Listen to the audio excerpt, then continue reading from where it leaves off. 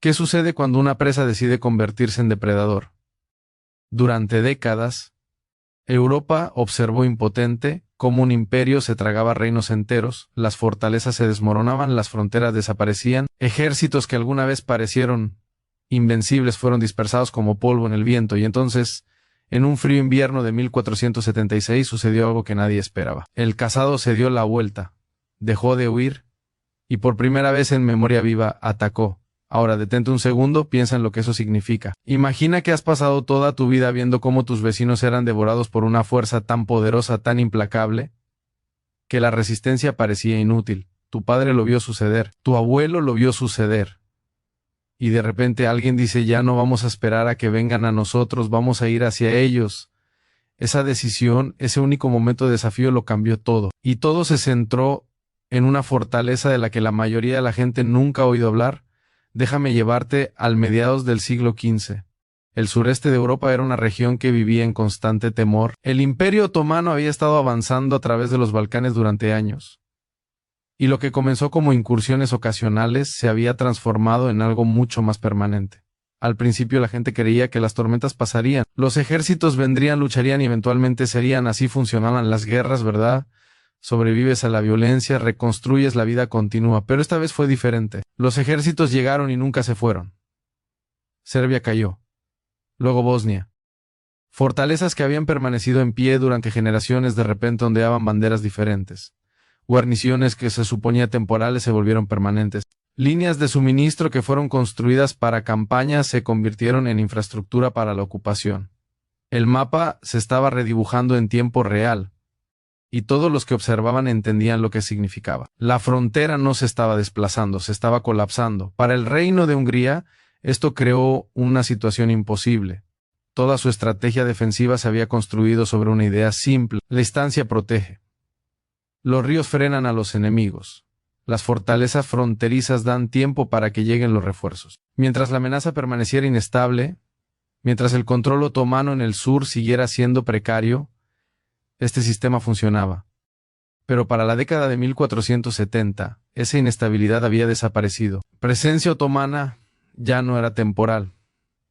Era permanente, fortificada y crecía más fuerte cada año. Y aquí es donde la geografía se convierte en destino. Un río importaba más que cualquier otro, el Sava. Este no era solo un arroyo que atravesaba tierras de cultivo. El Sava conectaba los Balcanes directamente con el corazón de Europa Central. Los soldados podían viajar a lo largo de él, los suministros podían fluir a través de él, la artillería podía transportarse en él, quien controlara el Sava controlaba cómo la guerra se movía hacia el norte. Era así de simple. Ahora, situada en la orilla sur de este río, había una fortaleza, no particularmente grande, no particularmente famosa, pero estratégicamente lo era todo. Esta fortaleza había pertenecido alguna vez a la influencia húngara, parte de una zona de amortiguamiento mantenida a través de gobernantes serbios aliados. Cuando los otomanos avanzaron, la capturaron y la reconstruyeron. La convirtieron en algo más que una posición defensiva. La transformaron en una base operativa. Piensa en lo que eso significa. Desde detrás de esos muros, las fuerzas otomanas podían cruzar el río y regresar a salvo cuando quisieran. Las partidas de saqueo ya no corrían el riesgo de quedar atrapadas en territorio hostil. Los exploradores podían observar territorio húngaro sin comprometerse en nada peligroso. Y lo más crítico, cualquier campaña futura hacia Hungría podría comenzar desde una posición de fuerza protegida por muros de piedra y un cruce de río garantizado. Esta era la realidad que enfrentaba Hungría. Mientras esta fortaleza permaneciera en manos otomanas, el río Sava dejaba de proteger a Hungría. En cambio trabajaba en su contra. La misma geografía en la que habían confiado durante generaciones se había convertido en un arma apuntando a su garganta. Al principio la respuesta fue predecible. Patrullas a lo largo del río, defensas más fuertes en la orilla norte, mayor vigilancia. Pero todos entendían que estas eran vendas sobre una herida que seguía haciéndose más profunda. Estas medidas retrasaban el problema. No lo resolvían. El rey entendía esto mejor que nadie. Si Hungría permanecía detrás de sus ríos, los otomanos siempre elegirían cuándo y dónde comenzaba la guerra. Hungría siempre estaría reaccionando, nunca iniciando, nunca controlando el momento. Esa es una posición perdedora. Así es como mueren los imperios, lentamente, predeciblemente. Un fracaso defensivo a la vez. Así que la pregunta cambió, ya no se trataba de cómo defender el río, se trataba de si esa fortaleza podía seguir existiendo. El cálculo fue frío pero claro, eliminar la posición avanzada. Y Hungría recupera el control del cruce. Fracasar y el lento colapso continúa. La decisión estaba tomada, Hungría atacaría. Ahora, aquí es donde las cosas se ponen interesantes. Tomar la decisión fue una cosa. Ejecutarla era algo completamente diferente. Una vez que el ejército cruzara el Sava, estarían operando en territorio enemigo. La retirada sería difícil, quizás imposible. Si la operación fallaba, si el asedio se prolongaba demasiado, los refuerzos otomanos llegarían desde las profundidades de los Balcanes. El ejército podría quedar atrapado en la orilla sur, rodeado y destruido. Todo dependía de la velocidad y el momento. Los preparativos comenzaron inmediatamente pero en silencio. Los botes fueron reunidos días antes, ocultos de los exploradores otomanos. Puntos de cruce fueron seleccionados cuidadosamente basándose en el terreno y la visibilidad. Algunos estaban cerca del objetivo, permitiendo un enfoque directo. Otros estaban deliberadamente más lejos, diseñados para confundir a cualquier observador sobre el destino real. Los trenes de suministro se redujeron al mínimo absoluto. Solo lo que podía moverse rápidamente fue llevado adelante. Todo lo pesado, todo lo lento fue dejado atrás. Cuando todo estuvo listo, el ejército se movió. La marcha hacia el río fue controlada, deliberada, casi silenciosa. Las columnas se mantuvieron apretadas. Las órdenes se susurraban. Cuando llegaron a la orilla norte, se detuvieron. Esto era todo. El último momento antes del compromiso. Al otro lado de esas aguas yacía territorio hostil. Una vez que comenzara el cruce, no habría pausa segura, ninguna oportunidad de reconsiderar. Entonces comenzó. Los botes entraron al agua en secuencia, no todos a la vez. Los hombres abordaron sin ceremonia. Los caballos fueron guiados cuidadosamente, los manejadores hablando suavemente para mantenerlos calmados. Armas, armaduras, suministros, todo pasó de mano en mano. El río mismo era un enemigo durante esos minutos. Ancho, expuesto. Un ejército atrapado a mitad del cruce no puede luchar ni retirarse efectivamente. Durante un breve y aterrador periodo, toda la fuerza estaba en su momento más vulnerable.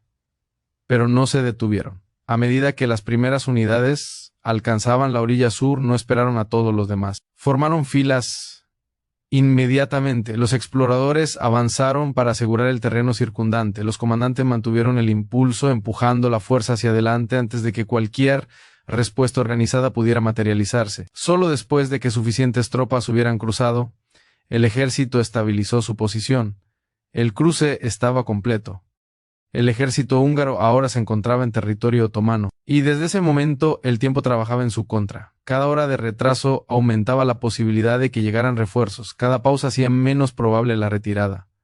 La campaña había entrado en su fase más peligrosa. Dentro de la fortaleza, la realidad llegó con los estandartes húngaros visibles en el horizonte. Lo que había sido teórico ahora se desarrollaba ante sus ojos. El río había sido cruzado. La amenaza era real. Pero no hubo pánico. Estos defensores habían esperado este momento. Este no era un puesto fronterizo ligeramente defendido, esta era una fortaleza diseñada para absorber presión. La respuesta fue inmediata. Puertas aseguradas. Puestos de vigilancia reforzados. Señales enviadas a las posiciones circundantes. Cada hombre conocía su asignación. Los equipos de artillería se movieron para dominar los accesos. Los cañones fueron alineados para controlar cada camino hacia los muros.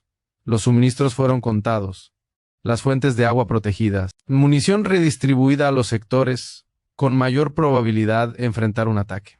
Los defensores entendían perfectamente su ventaja, estaban detrás de piedra, estaban preparados, el tiempo trabajaba para ellos, al menos inicialmente. Si los atacantes dudaban, llegarían fuerzas de socorro. Si el asedio se prolongaba, la presión se alejaría de los muros. Su trabajo era simple, resistir. Resistir lo suficiente para que llegara la ayuda. Resistir lo suficiente para que los atacantes cometieran un error fatal. El asedio no comenzó con un asalto dramático, comenzó con el posicionamiento. Al amanecer, los comandantes húngaros desplegaron sus fuerzas a través del terreno abierto frente a la fortaleza. No al azar, deliberadamente. Las unidades fueron colocadas para controlar el movimiento alrededor del objetivo. Las rutas de escape fueron vigiladas.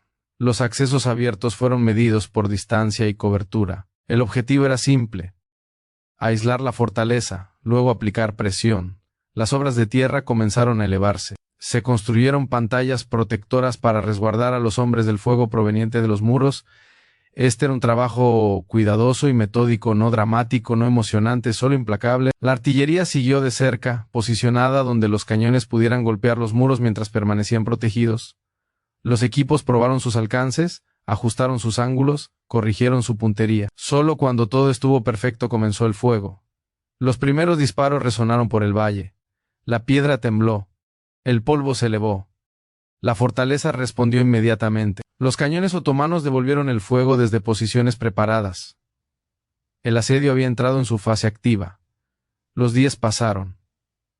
Ambos bandos entendían el ritmo que seguiría. Los atacantes avanzaban lentamente. Los defensores respondían desde detrás de la piedra. Esta no era una batalla destinada a decidirse en una sola tarde. Los comandantes húngaros sabían que asaltar los muros sería catastrófico. Eligieron presión sostenida sobre cargas dramáticas. Dentro de la fortaleza, los ajustes eran constantes. El fuego se concentraba en las nuevas obras de asedio a medida que aparecían. Los cañones se desplazaban para enfrentar cambios en el posicionamiento. Nada se desperdiciaba, pero nada podía detener lo que estaba sucediendo. El bombardeo se enfocaba en secciones específicas del muro. Los disparos no se dispersaban por toda la fortaleza. Se concentraban. Las mismas piedras eran golpeadas una y otra vez. El mortero comenzó a fallar. Polvo y escombros llovían desde las almenas. El objetivo no era una brecha inmediata. Era debilitar los muros hasta que no pudieran ser reparados bajo fuego. Los zapadores húngaros avanzaban las trincheras más cerca cada noche, trabajando bajo el amparo de la oscuridad. Por la mañana, nuevas posiciones aparecían más cerca de los muros. Los artilleros otomanos se ajustaban, barriendo los accesos cada vez que las trincheras llegaban a su alcance. Varias secciones colapsaron, las reparaciones ocurrían bajo fuego, las bajas aumentaban en ambos bandos, los hombres caían por astillas, por fragmentos, por la violencia demoledora que definía la guerra de asedio. Los defensores lanzaron ataques cortos desde las puertas. Ataques breves y violentos diseñados para destruir equipamiento y frenar el avance. Funcionaron, temporalmente. Pero no detuvieron nada. Para la segunda semana, la situación dentro de la fortaleza se había vuelto crítica.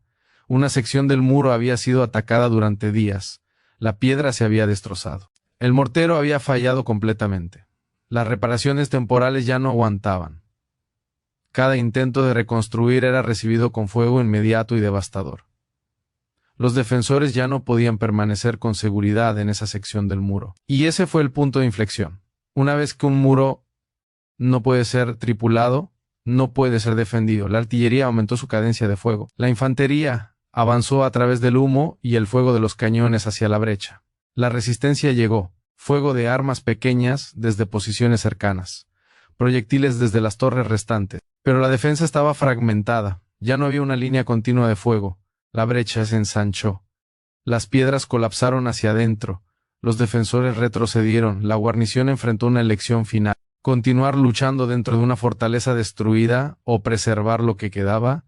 Los comandantes eligieron la supervivencia. Algunas unidades se retiraron más profundamente en territorio otomano. Otras se rindieron cuando escapar se volvió imposible. Para el final del día, la fortaleza estaba bajo nuevo control. La victoria fue clara. El cruce estaba asegurado. La posición avanzada que había amenazado a Hungría durante años había desaparecido. Para los atacantes demostró algo crucial. El Imperio otomano podía ser derrotado. No por una sola carga heroica, por intervención divina, sino rompiendo su capacidad de mantener el terreno a través de presión sostenida y metódica. Esa fortaleza cayó no por suerte o números superiores. Cayó porque un reino decidió dejar de esperar a que la destrucción llegara a su puerta. Salieron a encontrarla en su lugar. La historia recuerda los imperios que parecen imparables, pero también recuerda los momentos cuando alguien miró a esa fuerza imparable y dijo: no, no aquí, no hoy. Si esta historia de desafío contra probabilidades imposibles resonó contigo, considera suscribirte. Hay innumerables batallas, estrategias y puntos de inflexión a lo largo de la historia que merecen ser recordados. Dale a esa campana de notificaciones para que nunca te pierdas cuando salga el próximo video. Y si conoces a alguien que aprecia la historia real, no la versión diluida, comparte esto con ellos. Hasta la próxima.